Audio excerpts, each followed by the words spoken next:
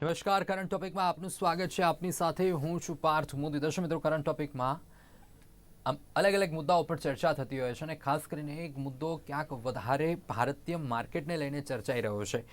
ઇતિહાસ જ્યારે માર્કેટ રચે એટલે એના વિશેની ચર્ચા કરવી ખૂબ જરૂરી છે. સેન્સેક્સની અંદર જો વાત કરીએ તો સેન્સેક્સે ઇતિહાસ રચી કાઢ્યો છે. પહેલી વખત 85,000ની સપાટીને ટચ કર્યું. એટલે માર્કેટ જ્યારે તેજી બતાવે કે માર્કેટ જ્યારે બહુ બોટમ બતાવે, આ જે લો મારે, સર્કિટ મારે ત્યારે પણ ઇતિહાસ રચતું હોય છે, અપર સર્કિટ વાગે ત્યારે પણ ઇતિહાસ રચતું હોય છે. એટલે આ પરિસ્થિતિ વચ્ચે ચર્ચા કરવું ખૂબ મહત્વનું બનતું હોય છે, કારણ કે આ બંને જ્યારે ઉતાર ચઢાવ આવે ને એની વચ્ચે એક વ્યક્તિ અંદર ઇન્વોલ્વ હોય છે અને એ છે મધ્યમ વર્ગ, ઇન્વેસ્ટર, કે જે એ જાણવા માંગતો હોય છે કે આ પરિસ્થિતિ કેવા પ્રકારની છે માર્કેટમાં. શું આ એક સાચો સમય છે જ્યાં ઇન્વેસ્ટ કરી શકીએ, કે શું આ એક સાચો સમય છે કે માર્કેટમાંથી બહાર નીકળવાનો? આ અલગ અલગ પ્રશ્નો એક મધ્યમ વર્ગને હંમેશા મગજમાં ચાલતા કરતા હોય છે. નિફ્ટી 26,000ની સપાટી ટચ કરવાના આસારે છે. એટલે માર્કેટમાં જે અણધારી તેજી જોવા મળી રહી છે, આ અણધારી તેજી પાછળના કારણો શું છે, કેમ આ અણધારી તેજી આવી રહી છે? અને બીજી બાજુ સેબીનો એક ચોંકાવનારો રિપોર્ટ પણ સામે આવે છે કે 30 વર્ષથી ઓછી ઉંમરના લોકો ફ્યુચર એન્ડ ઓપ્શનની તરફ આગળ વધી રહ્યા છે, એમાંથી 90% લોસ કરી રહ્યા છે. કે આ પરિસ્થિતિ કેમ? આવી પરિસ્થિતિ ક્યાંક શોર્ટકટ છે કે શોર્ટકટ પૈસા કમાવાની વસ્તુને લઈને ક્યાંક માર્કેટની અંદર એક ઉછાળો આવી રહ્યો છે? શું છે? એક બાજુ મિડલ ઇસ્ટમાં વાત કરીએ તો મિડલ ઇસ્ટમાં તણાવ ચાલી રહ્યો છે. ઇઝરાયલ છે, લેબનોન છે, આ તમામ જગ્યાએ એક યુદ્ધના અણસાર પણ છે. સાથે સાથે રશિયા યુક્રેનનું વોર તો છે, પરંતુ એ તો ચલો હવે એ તો સાયલેન્ટ ઝોનમાં જતું રહ્યું છે. પરંતુ આ વચ્ચે ક્રૂડ ઓઇલના ભાવમાં પણ વધારો જોવા મળી રહ્યો છે. સેન્સેક્સ એ ઇતિહાસ રચ્યો છે. બેંક નિફ્ટી પણ પોતપોતાની દરેક ઇન્ડેક્સ પોતાની કહેવા જઈએ ને તો એક મહત્તમ કે ઓલ ટાઈમ હાઈની સપાટી ઉપર જોવા મળી રહ્યો છે. આ જ મુદ્દે ચર્ચા કરવી છે કે એક ઇન્વેસ્ટરે કેવા પ્રકારનું રોકાણ રાખવું, કઈ કઈ જગ્યાએ કોશિયસ થવાની જરૂર છે. આ જ મુદ્દે ચર્ચા કરીશું. ચર્ચામાં આપણી સાથે જલ્પનબેન લાલા આપણી સાથે જોડાયા છે, માર્કેટ નિષ્ણાંત છે તેઓ. જલ્પનબેન, આપનું સ્વાગત છે કાર્યક્રમમાં. થેન્ક યુ પાર્થભાઈ, મને ખૂબ સાથે આનંદ થયો અહીં આવીને ફરીથી જોડાઈને તમારી સાથે. બિલકુલ બિલકુલ. બ્રિજેશભાઈ પરીખ આપણી સાથે જોડાયા છે, ચાર્ટેડ વેલ્થ મેનેજર છે. અને બ્રિજેશભાઈનું જો ઓળખાણ આપીએ તો એ ફાઇનાન્શિયલ એડવાઇઝરી કરે છે કે કયો સમય તમારે તમારા જે મૂડી છે, જે તમારું મૂડી છે એને કઈ દિશામાં એનું રોકાણ કરવું, કેવી રીતે રોકાણ કરવું, એ તમામ પ્રકારની માહિતી આપણને બ્રિજેશભાઈ તરફથી આજે મળશે. બ્રિજેશભાઈ, આપનું પણ સ્વાગત છે કાર્યક્રમ. નમસ્કાર. સાથે મનોજકુમાર ગોહિલ, જેઓ ચાર્ટર્ડ એકાઉન્ટન્ટ છે. મનોજભાઈ, આપનું પણ સ્વાગત છે કાર્યક્રમ. નમસ્કાર ભાઈ, થેન્ક યુ. બિલકુલ. સૌપ્રથમ જલ્પનબેન, આપનાથી શરૂઆત કરીએ કે માર્કેટની અંદર જે અણધારી તેજી જોવા મળી રહી છે, જે ઉછાળ જોવા મળી રહ્યો છે, સેક્ટોરિયલ જો વાત કરીએ તો ક્યાંક તમામ જે સ્ટોક્સ છે, જે ઇક્વિટીઝ છે, એ એક સાઈડ રેડ ઝોનમાં જોવા મળી રહી છે. બીજી સાઈડ જો ઇન્ડાઇઝની વાત કરીએ તો એ ગ્રીન કે એ સર્કિટ ઉપર સર્કિટ મારી રહ્યા છે, એ high all time high levels બનાવી રહ્યા છે. આ ખબર નથી પડી રહી આ તેજી કઈ દિશામાં જઈ રહી છે. જો સામાન્ય રીતે જોઈએ તો સામાન્ય માણસને એ બહુ તરત ખ્યાલ ના આવે, પણ જે રીતે માર્કેટ ચાલી રહ્યું છે એ રીતે ઉછાળામાં જ ચાલી રહ્યું છે. ક્યાંક તમને તેજી દેખાશે, ક્યાંક ઉછાળો દેખાશે, ક્યાંક તમને ડાઉનવર્ડ માર્કેટ લાગશે. બટ એમ જોઈએ તો પાછલા 10 દિવસમાં જેમ નિફ્ટી 50 ની વાત કરીએ તો એનો ઇન્ડેક્સ 18,000ના સ્તરે પાર કરીને 1% થી 1.2% સુધીનો સુધારો એમાં નોંધાયો છે.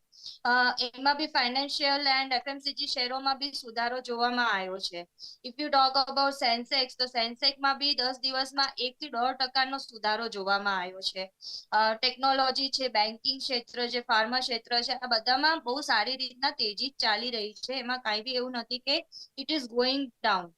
અને બીજી વસ્તુ છે, જેમ તમે કહ્યું છે કે ઓવરઓલ ગ્લોબલ સિચ્યુએશન વોરના કન્ડિશનમાં છે, યુદ્ધના કન્ડિશનમાં છે, જેના કારણે ક્રૂડ ઓઇલનો પ્રાઇસ વધી રહ્યો છે ને ઓછો થઈ રહ્યો છે, એમાં વધઘટ થઈ રહી છે. એના કારણે આપણો જે ભારતનો રૂપિયો છે એમાં બી આપણે ઉપર નીચે પડાવમાં જોઈ રહ્યા છીએ. But at the end of the day આપણું માર્કેટ સારું જ કરી રહ્યું છે. આઈપીઓ ક્ષેત્ર બી બહુ જ વધી રહ્યું છે. લાસ્ટ 10 ડેઝમાં 4 થી 5 આઈપીઓ નોંધાયા છે, નવા આઈપીઓ, અને એ લોકો બી બહુ સારું કરી રહ્યા છે. એવરેજ બહુ સારું છે એ લોકોનું. એટલે ક્યાંય બી એવું નુકસાનનું કે ચઢાવ જ થઈ રહ્યો છે. મને ક્યાં બી મને નીચું ડાઉનવર્ડ માર્કેટ લાગી નથી રહ્યું પાર્થભાઈ. બિલકુલ જલબનબેન, ડાઉનવર્ડ માર્કેટ નથી લાગી રહ્યું, પરંતુ એક સેન્ટિમેન્ટ કહેવાય ને કે સેન્ટિમેન્ટ ઘણી વખત તેજીના જે સેન્ટિમેન્ટ છે, પરંતુ માર્કેટ અને જે મોટા મોટા ઓપરેટર્સ છે કે એફઆઈસ ની વાત કરો કે ડીઆઈસ ની વાત કરો, એ operators end of the time game changer પછી સાબિત થઈ જતા હોય છે. કારણ કે ઇન્વેસ્ટર એક સમય સમજે કે ભાઈ અત્યારે તો ચલો બધી રીતે ઇન્ડિયન માર્કેટ બુમિંગ જોવા મળી રહ્યું છે, કે એક એની અંદર બુલિશનેસ જોવા મળી રહી છે, પરંતુ જ્યારે એ એકાએક આ મોટા ઇન્વેસ્ટરના ટ્રેપમાં ફસાતો હોય છે અને એની મૂડી ધોવાતી હોય છે, તો આ ઇન્વેસ્ટરે શું ધ્યાન રાખવું કે કઈ જગ્યાએ કોશિયસ થવાની જરૂર છે, ભલે તમામ ઇન્ડાઇસ ઓલ ટાઈમ હાઈ ઉપર જોવા મળતા હોય ત્યારે? પાર્થભાઈ, એમાં એવું છે કે જ્યારે બી આપણે કોઈ બી પૈસા ઇન્વેસ્ટ કરીએ છીએ તો આપણે હંમેશા આશા, એક સેન્ટિમેન્ટ છે જે હ્યુમન નેચર છે એક્સપેક્ટેશનનો, એ આપણે હંમેશા પોઝિટિવ જ સોચીએ છીએ. But this is share market, it is the game of figures. આમાં આંકડાઓનો જ ગેમ છે, એટલે બિલકુલ સેન્ટિમેન્ટ જે વસ્તુ છે એ બિલકુલ ના રાખવી જોઈએ અને પ્રેક્ટિકલી બિહેવિયર રાખવું જોઈએ. આટલી મારી સલાહ છે. જે બી તમે લોકો સ્ટોક એક્સચેન્જમાં જે બી સ્ટોક્સમાં ઇન્વેસ્ટ કરો છો કે જ્યાં બી કરો છો, એનું એક પ્રોપર રિસર્ચ વર્ક અત્યારે આઈ થિંક કે બધા ઓનલાઈન સોર્સિસ બહુ અવેલેબલ છે માર્કેટમાં, તો એટલીસ્ટ જ્યારે પૈસા નાખીએ તો એટલી મહેનત જોશે કે થોડુંક સ્ટડી કરે, યા તો કોઈ નિષ્ણાંતની એક સલાહ લઈ સલાહ લો. લે અને પછી બિલકુલ એ ઇન્વેસ્ટ કરે, એવી મારી રિક્વેસ્ટ છે. બિલકુલ બ્રિજેશભાઈ, આ ખૂબ મહત્વની વસ્તુ છે કે અત્યારે જે ઇન્વેસ્ટર્સ અંદર ઘૂસી રહ્યો છે, કે માર્કેટની અંદર જે ટ્રેડ કરી રહ્યો છે, રિટેલ ઇન્વેસ્ટર ખાસ કરીને 30 વર્ષથી નાની ઉંમરનો વ્યક્તિ, કે પછી એક માર્કેટની તેજી જોઈને, એ ચકાચોંધ જોઈને ક્યાંક તમામ લોકો એવી અપેક્ષા રાખી રહ્યા છે કે અમે પણ પૈસા બનાવી લઈએ. આ પરિસ્થિતિની વચ્ચે ક્યાંક અભ્યાસ નથી, ક્યાંક કોઈના કોલ કે કોઈની ટિપ્સ આવે છે અને એ કોલ્સ કે ટિપ્સની અંદર ક્યાંક એ ફસાઈ જતો હોય છે. આ પરિસ્થિતિનું પણ નિર્માણ થતું હોય છે. આ પરિસ્થિતિ અને માર્કેટની આ મોહ માયા, કે આ જે માર્કેટના ઉતાર ચઢાવ વચ્ચે એ નથી, જે મધ્યમ વર્ગનો જે ઇન્વેસ્ટર છે ને, એ ટકી નથી શકતો. તો એને કઈ કઈ એવી બાબતો છે કે જે ફંડામેન્ટલ્સ એને પહેલા જોવા પડશે, કોઈ પણ ઇક્વિટી ખરીદતા પહેલા, કે આ ભલે હું ફંડામેન્ટલ્સ જોયા વગર, કહેવાય કે ફંડામેન્ટલ્સ પ્રાઇસ એની નાની છે, સ્ટોક છે કે એ નાનો છે, ભલે એની પ્રાઇસ ₹50 50 છે, પરંતુ એના ફંડામેન્ટલ કેટલા સ્ટ્રોંગ છે, એ સૌથી મહત્વની વસ્તુ છે. તો એ માટેની શું સલાહ આપશો એક ઇન્વેસ્ટરને? એટલે પાર્થભાઈ, એમાં એવું છે કે જ્યારે કોઈ પણ કંપનીમાં આપણે પૈસા રોકતા હોઈએ ત્યારે રિટેલ ઇન્વેસ્ટર નોર્મલી એવું થતું હોય છે કે જ્યારે એ જોવે છે પીયર પ્રેશર જેને કહી શકાય, એની આજુબાજુમાં બધાને શેર માર્કેટમાં પૈસા કમાતા જોવે છે, એટલે જે પ્રમાણમાં શેર માર્કેટ બાબતે ઓછી જાણકારી ધરાવતા જે ઇન્વેસ્ટર હોય, એ નોર્મલી આ પ્રકારની જે કન્ટિન્યુઅસ તેજીની પીક ઉપર હોય ને ત્યારે નોર્મલી માર્કેટમાં ઘૂસે. બિલકુલ અને એ સમય છે ને, એ એમની પાસે માહિતી નહીં હોવાના કારણે એ સમય એમની માટે ઘૂસવા માટે એટલો સુટેબલ નથી હોતો. હવે એ વખતે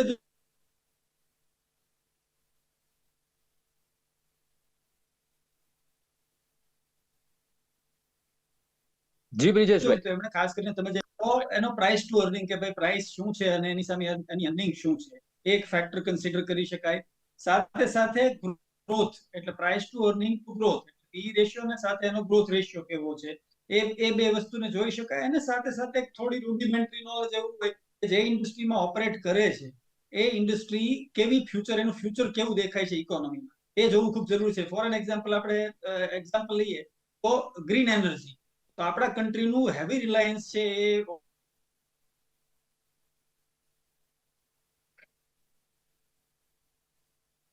જી બ્રિજેશભાઈ. હોય છે, એના કારણે અંદર આ ઇકોનોમિકલી આવા અપકમિંગ સેક્ટર હોય તો એ અપકમિંગ સેક્ટરમાં જેના વેલ્યુએશન સારા હોય એવા કંપનીમાં પૈસા રોકવા હિતાવહ.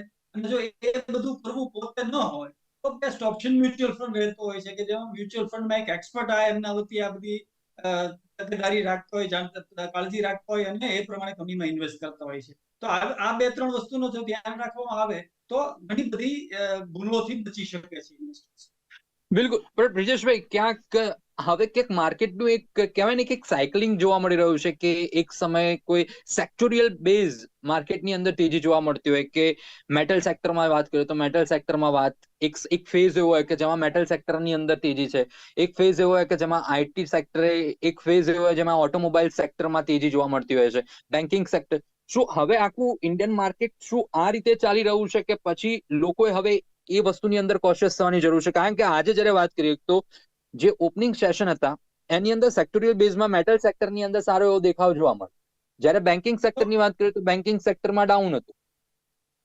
એટલે બેઝિકલી કેવું હોય છે પાર્થભાઈ કે જે મેક્રો ઇકોનોમિક ઇન્ડિકેટર આવતા હોય છે એ ઇન્ડિકેટર જે ઇન્ડસ્ટ્રીના ફેવરમાં જતો હોય એ સેક્ટર છે નોર્મલી એક જે સેક્યુલર તેજીમાં માર્કેટ જે કોવિડ પછી આગળ વધે છે એ સેક્યુલર તેજીમાં અમુક સેક્ટર છે એ અમુક સમયે લીડ કરતા હોય છે અને રિલેટિવલી અમુક સેક્ટર છે એ થોડા લેગાડ કરતા હોય છે.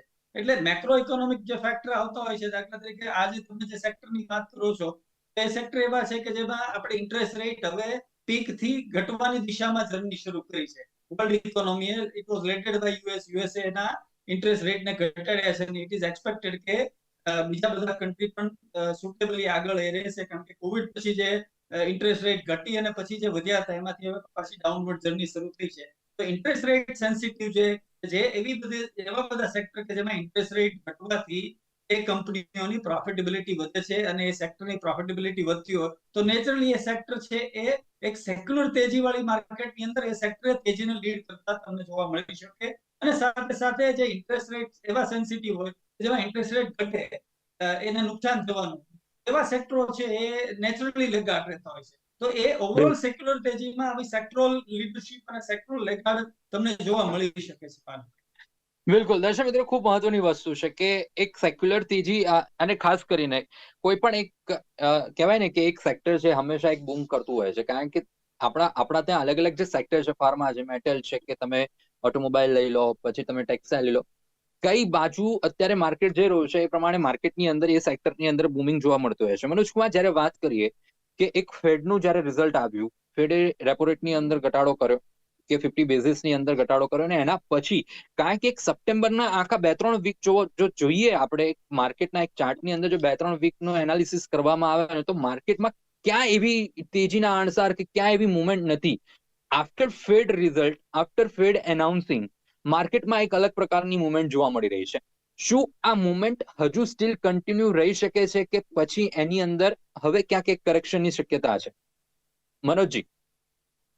જી પાર્થભાઈ, અચ્છા, અત્યારે જે આપણે બજારમાં અપવર્ડ ટ્રેન્ડ જોઈ રહ્યા છીએ છેલ્લા ઘણા સમયથી, છેલ્લા ઘણા દિવસથી, અને હજી આ અપવર્ડ ટ્રેન્ડ ચાલુ રહે એવી પૂરી શક્યતા છે.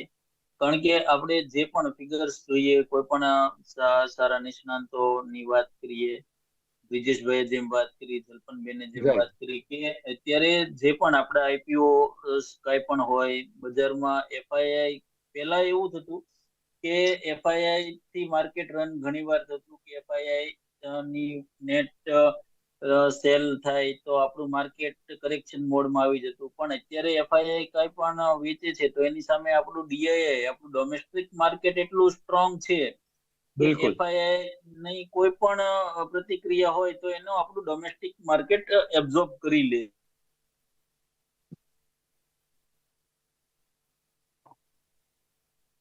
જી મનોજજી. અને આપણા ડોમેસ્ટિક માર્કેટની ઇફેક્ટ આપણા બજાર ઉપર દેખાતી નથી. પ્લસ જે નાના ઇન્વેસ્ટર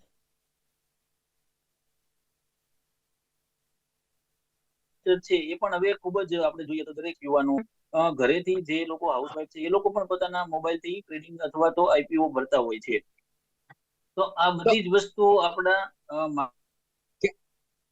મનોજ કુમાર, તો ક્યાંક કહેવાય ને કે રૂપિયાના સિક્કાની જેમ બે બાજુ છે. રિટેલ ઇન્વેસ્ટર પણ મજબૂત થયો છે, સાથે સાથે ડોમેસ્ટિક ઇન્વેસ્ટર છે એ પણ મજબૂત થયા છે. એટલે આ જ ક્યાંક વસ્તુ છે કે જે ઇન્ડિયન માર્કેટને વધારે સ્ટ્રોંગ બનાવી રહ્યું છે. જી બરાબર છે.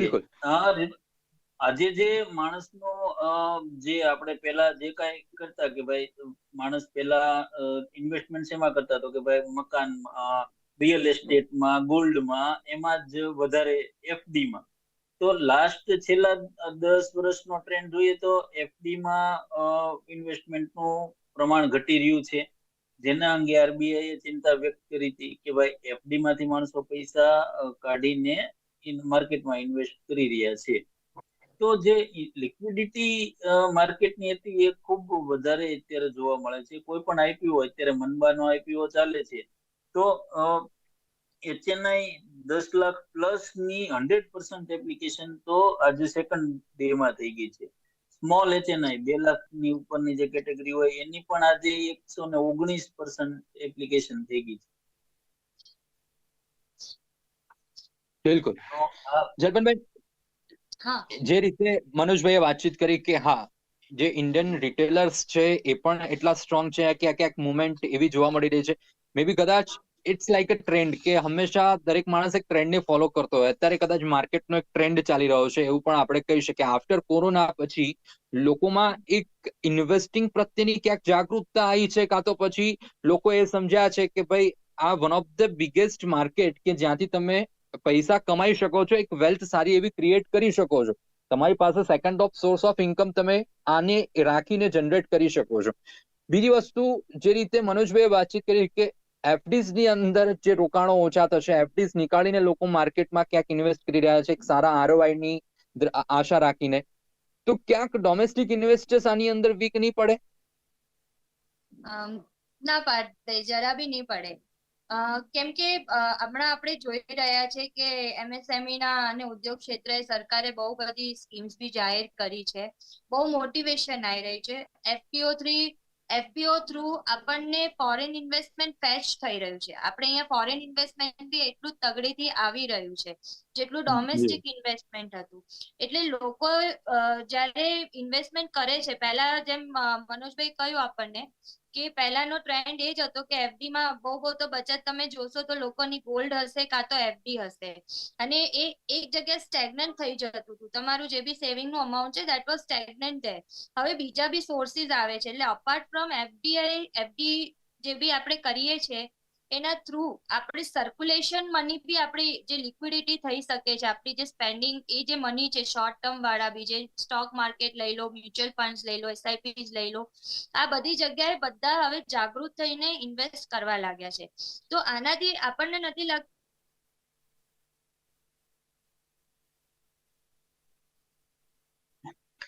જી જર્પણબેન,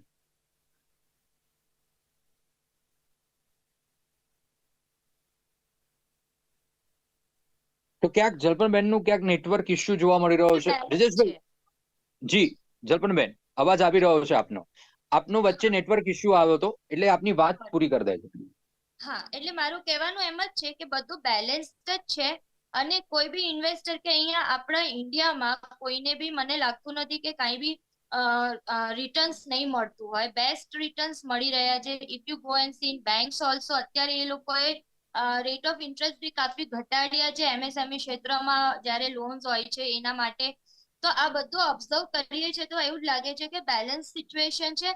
અને જેમ કહીએ ને કે થોડું ઘણું તો ઉપર નીચે થયા કરે, પણ એ ટેન્શન ના લેવું જોઈએ. બસ સેન્ટિમેન્ટ્સ થોડા રાખવા જોઈએ અલગ, when you are playing with the figures. બિલકુલ, playing with the figures.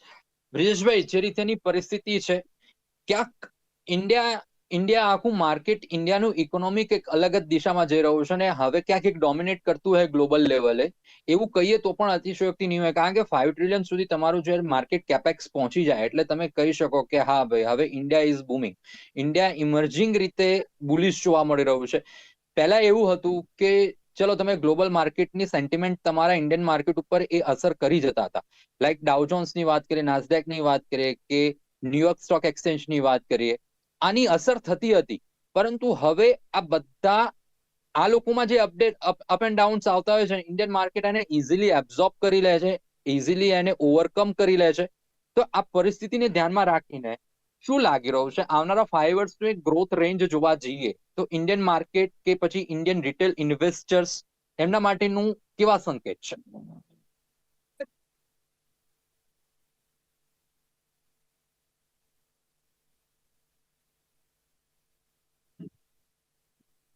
Brijeshbhai, trend, હા, ફાઇનાન્શિયલાઇઝેશન ઓફ આપણી ઇન્ડિયન સેવિંગ્સ, આપણું જે ઇન્ડિયન સેવિંગ્સ છે એનું ફાઇનાન્શિયલાઇઝેશન થઈ રહ્યું છે.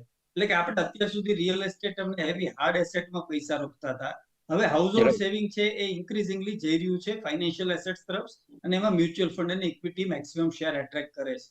અને એને સેક્યુલરલી જ્યારે ઇન્ડિયાની ઇકોનોમી સર્વિસ ઓરિએન્ટેડ ઇકોનોમી હતી, એ સર્વિસ ઓરિએન્ટેડ ને કોમ્પ્લિમેન્ટ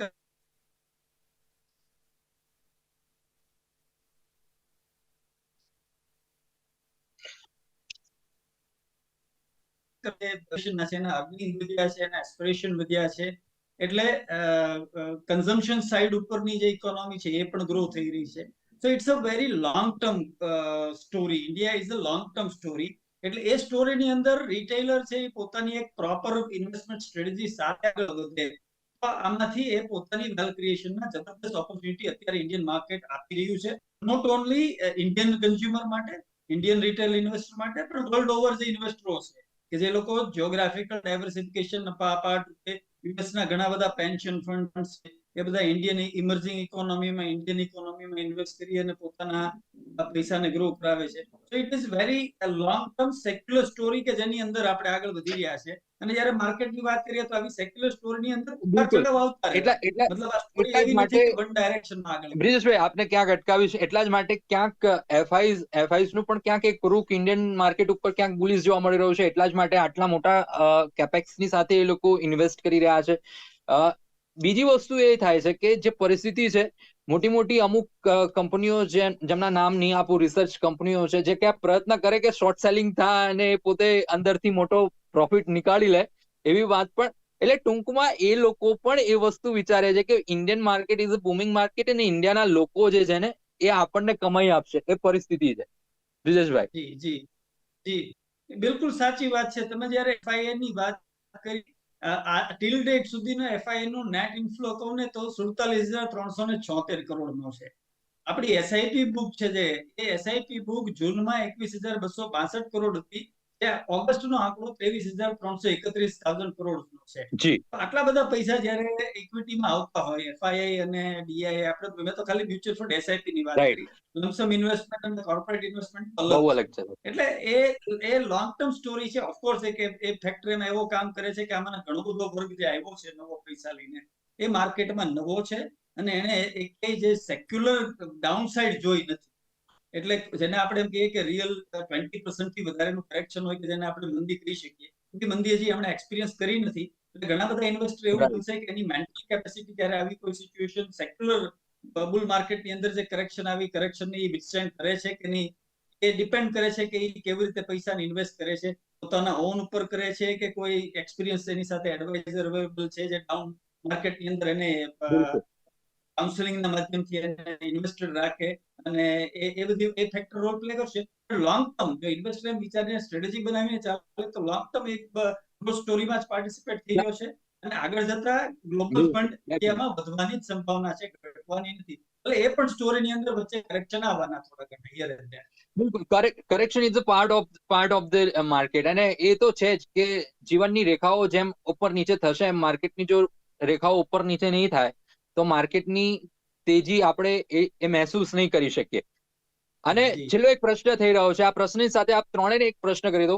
બ્રિજેશભાઈ, આપને કરું કે આજના ટાઇટલની આપણે જે વાત કરી હતી, શોર્ટમાં આન્સર આપી દેજો. શેર માર્કેટમાં અણધાર્યો જે ઉછાળો છે, શું આપણે આને અણધાર્યો કહી શકીએ કે it's a legally emerging market કે પછી લોકોનો જોક છે આની અંદર? ના, એ બહુ સેક્યુલર ગ્રોથ સ્ટોરી છે અર્થભાઈ. એટલે લોંગ ટર્મ સ્ટોરી ચાલી રહી છે, જેમાં શોર્ટ ટર્મમાં હિયર એન્ડ ધેર થઈ શકે, પણ લોંગ ટર્મ શેર માર્કેટ આપણી ઇન્ડિયન ઇકોનોમી ગ્રોઈંગ ઇકોનોમી છે અને ફાસ્ટેસ્ટ ગ્રોઈંગ ઇકોનોમી છે. મેન્યુફેક્ચરિંગ સેક્ટર ખૂબ પ્રોમિસિંગ છે. એટલે ઇકોનોમી જે ગ્રો થશે એ પ્રમાણે ઇન્ડસ્ટ્રી ગ્રો થાય ને એ ઝડપે શેર માર્કેટ હંમેશા ઇન્વેસ્ટરને રિટર્ન આપવાનું છે. બિલકુલ, ડેફિનેટલી હંમેશા ઇન્વેસ્ટરોને રિટર્ન મળશે. મનોજ કુમાર, શું કહેવું છે, અણધાર્યો કે પછી આ ઉછાળાને આપ કેવી રીતે જોઈ રહ્યા છો? શોર્ટમાં એક વાક્યમાં જવાબ આપજો. અણધાર્યો ઉછાળો તો છે, તે પણ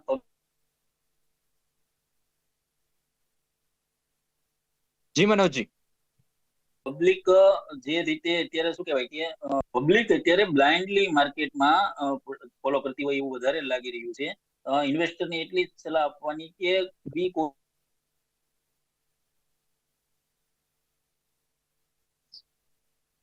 કોશિયસ, તમારા ફાઇનાન્શિયલ એડવાઇઝરની રહો.